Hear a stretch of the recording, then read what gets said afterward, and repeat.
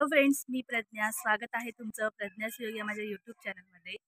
तर कालच्या व्हिडिओमध्ये तुम्ही बघितलंतच की पालख्या नाचल्या. परत आमची काळेश्वरी आईची पालखी घरी आली. तर आज पण दिवस दुसरा आहे. आजसुद्धा पालख्या नाचणार आहेत. आज करंजारीची पण पालखी आपल्या घरी येणार आहे. तर तो सुद्धा व्हिडिओ तुम्ही बघा आणि एन्जॉय करा. तर घरी चालले आहे सर्व आवरून इकडचं, आणि ऊन पण खूप आहे. पण शिमगा सण असा आहे ना की त्यावेळी हे ऊन वगैरे असं काही वाटत नाही. उन्हात पण उभं राहण्याची तयारी असते. 2-3 तास पालख्या नाचतात, ते बघण्यासारखी. आता एक पालखी म्हणजे झाला 15-20 मिनटं झाले. दाभोळ्यातली गेली ना, तर दाभोळ्यातली पालखी गेली आहे. आता देवळात ती बसणार, थोडा वेळ आराम करणार, त्यानंतर मग नाचायला सुरुवात करणार. इकडे आता पालखी येणार आहे, त्याची तयारी चालू आहे. कंजारची पालखी काल आपली येऊन गेली. काळेश्वरची आपली काल येऊन गेली संध्याकाळी. आणि आता बघूया 12 नंतर पालख्या नाचणार. त्याच्या आधीच तर बघू आता. याचं काय नाचून झाल्यानंतर येणार घरं घ्यायला.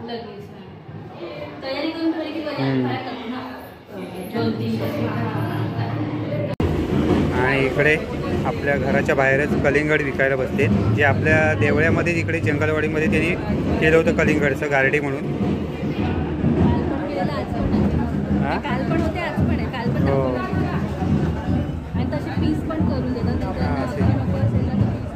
10 रुपये एक पीस. संपले ना रे, एवढेच आहेत ना आता. काय रे, कलिंगड एवढेच आहेत ना, संपले. किती केले होते तरी? नाही, पूर्ण हे किती केलं होतं कलिंगडचं?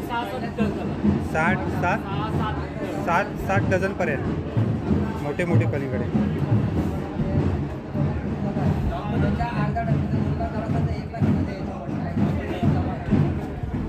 मी सगळी तयारी करून तर ठेवली आहे, कारण पटकन पालखी आलं तर घाई गडबड नको. तर आता काय पालखी येत नाही. आता सगळ्यांनी पालख्या नाचवायला घेतल्यात, कारण 12 वाजून गेलेत. 2 तास तरी पालख्या नाचतात. आणि एक एक करून आता बाकीच्या पण पालख्या येतील. तसे योग गेल्यात बाहेर, तर ते सगळं शूट करून दाखवतील. मी थोड्या वेळाने जाईन, योगिता वहिनी वगैरे आल्यानंतर, म्हणजे आम्ही सगळे एकत्र जाऊन तिथे उभ्या राहतो आपलं. तर आता जे पालख्या नाचून झाल्यानंतर देवळात महाप्रसाद वगैरे घेतील आणि मगच घरं घेतील. तशी इथे नेमकीच घरं असतात. करंजारीची पालखी आणि आपली काळेश्वरीची जी पालखी आहे ती आता म्हणजे सगळ्या ठिकाणी आता घरं घेत राहणारच आहे. कारण कुठे कुठे होळीचे जे मांड असतात ना, तिथे प्रत्येक ठिकाणी पूजा असते. त्यावेळी काळेश्वरीची पालखी ही मांडावर जाऊन बसते. आज चव्हाट्यावरती पण पूजा आहे, तर मी जाणारच आहे. तर तेव्हा पण थोडंफार शूट करून दाखवेन, म्हणजे त्यानिमित्ताने तुम्हाला आमच्या देवळे गावाची ओळख तरी होईल. तर चला, किचनमध्ये ना आवाज थोडा कमीच येतो. आणि आज दुपारचं जेवण पण देवळात आहे. आई फक्त घरात एकट्या इथे जेवतात, आई जात नाही, आणि आम्ही तिघं वगैरे जातो देव. तर चला जाऊया आपण आता डायरेक्ट पालख्यांच्या इथे.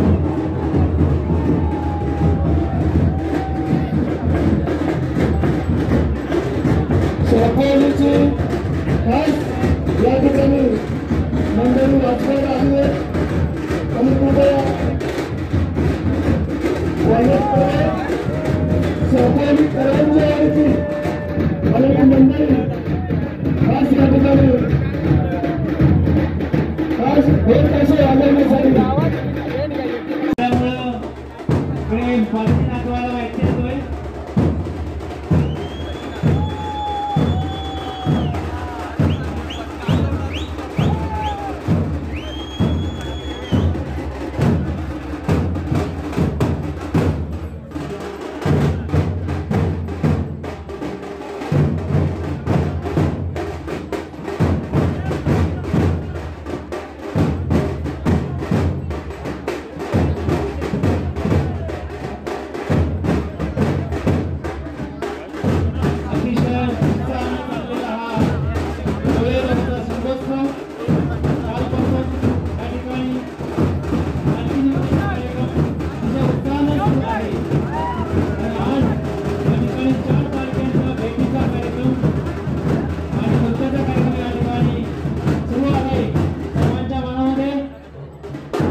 चैतन्य निर्माण झाले.